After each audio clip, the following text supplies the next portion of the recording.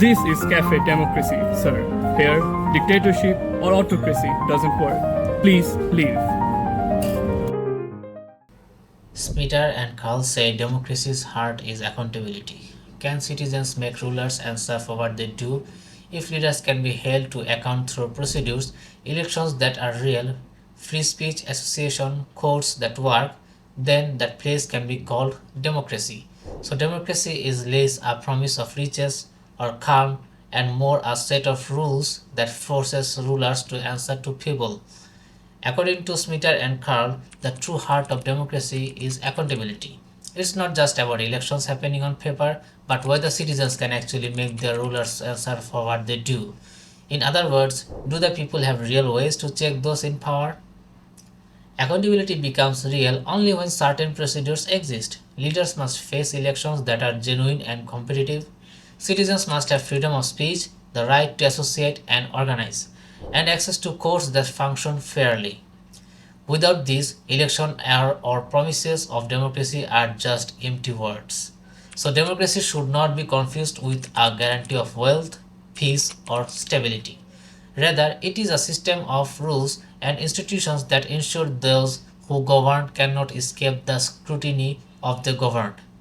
At its core, democracy forces rulers to remain answerable to ordinary people, and it is this constant demand for accountability, more than any promise of prosperity, that defines a place as truly democratic.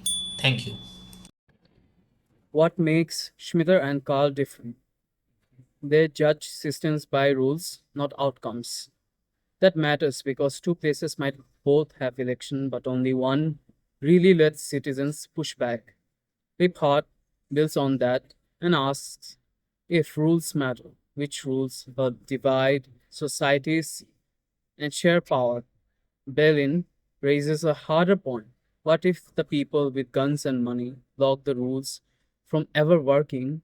So the difference is procedural test versus design versus political reality among these three authors.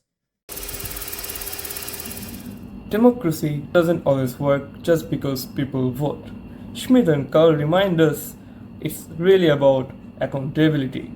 Leaders must follow rules, protect freedoms, and face real competition. Liebhardt adds that democracy is strongest when power is shared. Systems like proportional representation give smaller groups a voice, which keeps societies stable. That's why countries like Netherlands and Sweden have managed to stay democratic for so long. Pippa Norris even found that people are more satisfied with democracy under proportional systems because leaders are pushed to compromise. And after apartheid, South Africa used proportional elections in its new constitution to bring all groups in, turning divisions into cooperation. So, the big lesson is simple. Elections aren't enough.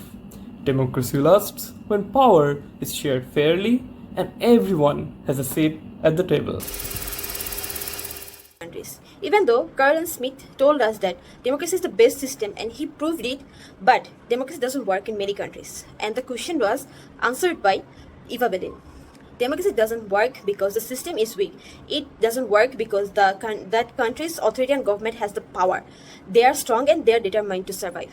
In many countries, democracy doesn't work because the authoritarian government has the powerful military, vast oil wealth, and they have the weak civilian government that makes impossible democracy to grow. And Eva Belin gave the example of Egypt in Arab Spring. In that time, people almost came to street. They asked for freedom and democracy, but for a moment that looked like democracy might succeed. But soon, security force and the military stepped back in and crushed their hopes for democracy. So the problem isn't about democracy. The problem is that the dictator government has the power, the money, and the control to block the turn. Countries. Even though Carl and Smith told us that democracy is the best system and he proved it, but democracy doesn't work in many countries. And the question was answered by Eva Belin. Let's keep it simple. Smither and Carl say democracy works if there are rules. If people are not happy with the leader, he must be voted out, just as president in US lose if the citizen wish for change. In a way, Lippard adds the elements of sharing. When countries have divisions, democracy stays alive only when power is shared. Belgium would be a great example, as all groups get a say and it keeps the balance.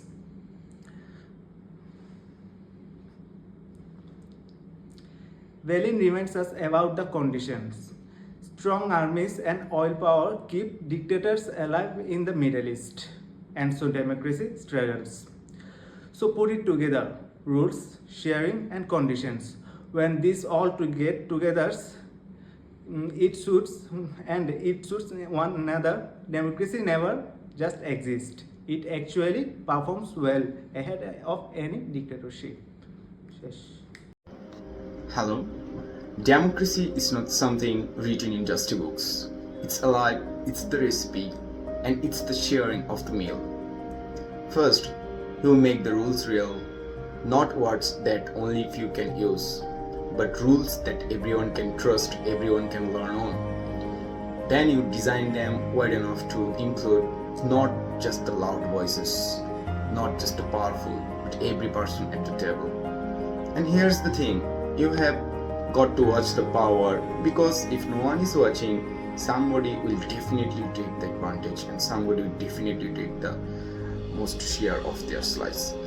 But when you stay awake, when you stay equal, then the table changes. Everyone gets their slice and no one leaves hungry. So the final message is, share the bread, share the power. That's democracy, and it only works when it belongs to all of us. Thank you.